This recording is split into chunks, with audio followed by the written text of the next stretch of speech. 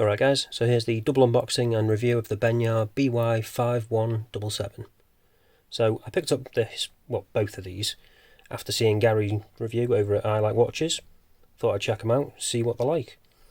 So, starting with this one. So you get the usual kind of stuff.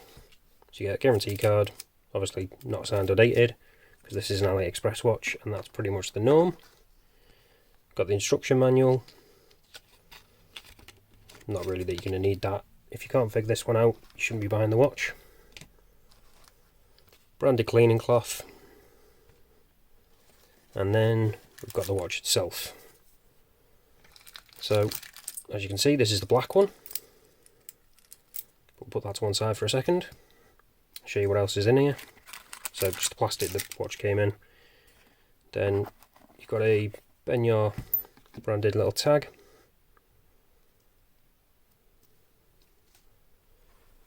And then you actually get a nice little tool in the box.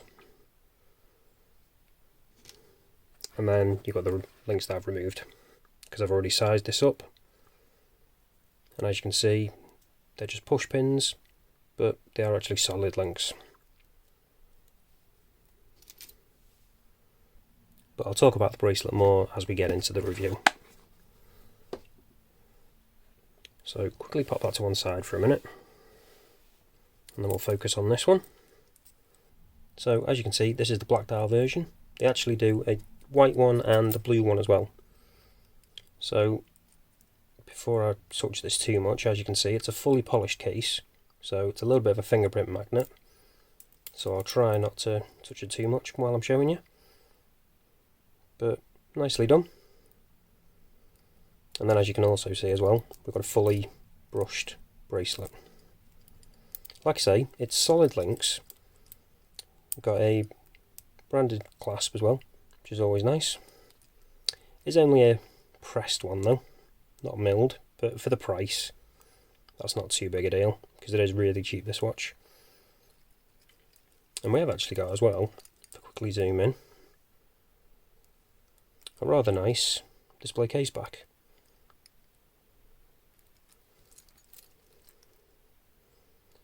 And quite a nice looking movement. So I had to do a bit of research to find out what this movement is. It's actually a G2 666Z, which is a hung tie, probably pronouncing that wrong, movement.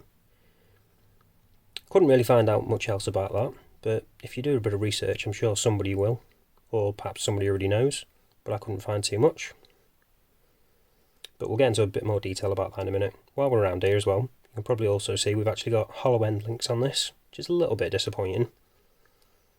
But again, given the price of the watch, not hugely disappointing.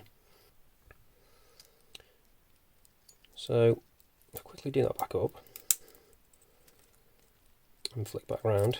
So I'm going to quick zoom in on the dial, because this is pretty much the best part of this watch, to be honest. The case itself and the actual head of the watch is quite nice. The bracelet, not the best. So obviously most of the money went into this. So as you can see, we've got fully applied indices, really nicely done, with a silver surround. And they're all lumed as well, as are the hands. And then again, they're nicely done. So the branding at the top, below the 12, that's just printed, as is the text at the bottom. And then, as you can see, it's got a claimed 50 meters water resistance. So I've quickly zoom back out. I'll just move those hands out of the way so you can see that bit better. So it's just a push-pull crown. So as you can see, we don't actually have hacking on this movement, but we do have hand winding, which I'll show you in a second. But like I say, now you can see I've moved the hands out of the way. You've got all that text. Again, crisply done. No issues with that. Nicely printed. And then if I push the crown back in, like I say, got a hand winding. And that crown is actually slightly recessed. Only ever so slightly though. So it does kind of conform to the case quite nicely. Looks quite good. So I'll quickly put this one down and I'll show you the other one now. And then we can talk more about that bracelet.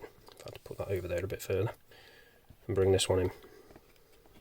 So I'm not going to bother showing you all this again, obviously. Just get that out of the way. And we'll talk about this bracelet. So, actually,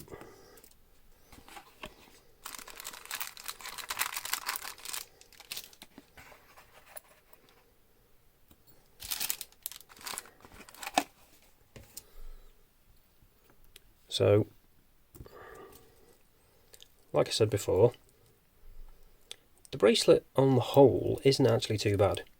Solid links, only push pins, but again, you expect that at this price.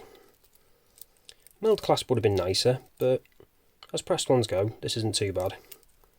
Nice, satisfying click, nice and secure, double pushes, like I say. The only slight negative, really, is these hollow end links. So that's what they look like when you take them off. Because I have actually taken them off on this watch. Put that over there for a second, and I'll show you the other one now. So as you can see, this is the blue one, and I've actually got on a leather strap at the moment. And this is the other slight issue with this watch. So that gap is actually quite big, because the lugs sit right on the spring bars, sorry, sit right on the end of these lugs. And because they're rather large lugs, or the long ones, it does look a little bit odd. You've got quite a big gap. So I'm not overly keen on that. But I'll show you that properly when we show it on wrist. For now, let's quickly get all this out of the way. And then let's get on to the measurements. So we've got a thickness of about 14mm. So not the slimmest. We've got a diameter of 41mm. Now this is the other slight issue with this bracelet. As you can see, we've got a 21mm lug width, which isn't ideal. Obviously you prefer 20 or 22, but it is what it is. And then we've got a lug to lug of bang on 50. The good thing is we have actually got inverted mid links, so they don't protrude anymore. Well, actually, while I'm talking about that as well, I did mention at the start of the video that I picked this up after seeing Gary's review on I Like Watches.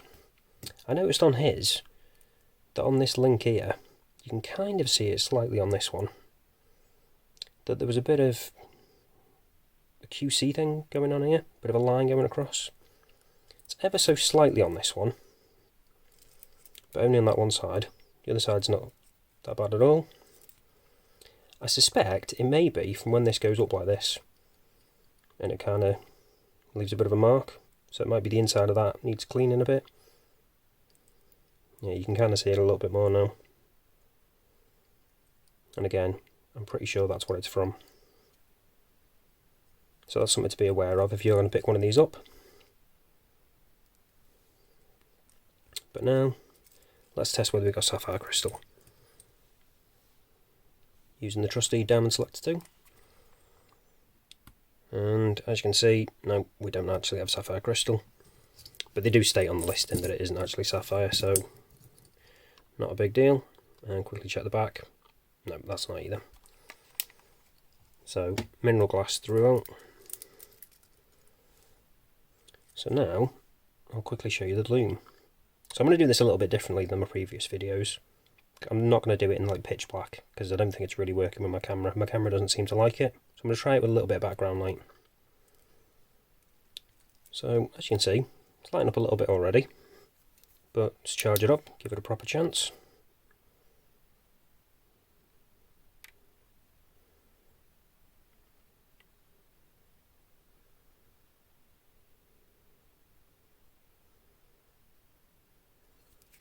And there we go.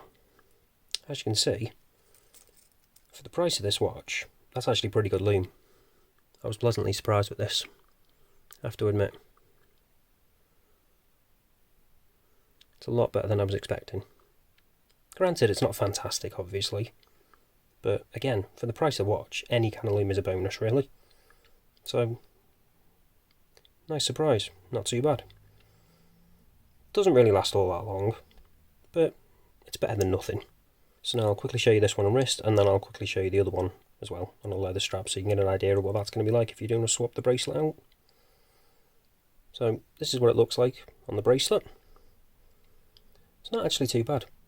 I actually managed to get a nice fit on this with my 7-inch wrist. But bear in mind, if you are going to pick one of these up, it doesn't actually have any half links or any micro adjust. So sizing could be a bit of an issue. So that's something to be aware of, like I say. But if you've got a 7-inch wrist, I've got, I think it was 3 links taken out of this, and I've got a good fit on it. So not too bad. And although we've got hollow end links on this, it doesn't rattle or anything. No issues at all with that. Like I say, pleasantly surprised. For the money, nice little watch. And as you can see as well, got a nice bit of, in fact I forgot to mention that before, zoom in. We've actually got a reflective bit inside on that, which is quite nice. Adds a little bit of something different. So, quickly show you now on the other one. Oh, I forgot to mention, so like I say, this is 21mm lug width, but I have actually managed to get a 22mm strap on this. Wasn't too bad, not too tight really, fitted quite well. So if you haven't got any 21mm, 22 will probably fit. But again, I'll just quickly show you that on wrist now. So this is what the blue one looks like on that leather strap. So not too bad. Like I say, you can get a 22mm strap in, fits pretty well. But again, it does leave a little bit of a gap because those spring bars are right at the end of those lugs. Would have been better if they'd been a little bit higher up, but it doesn't look too bad.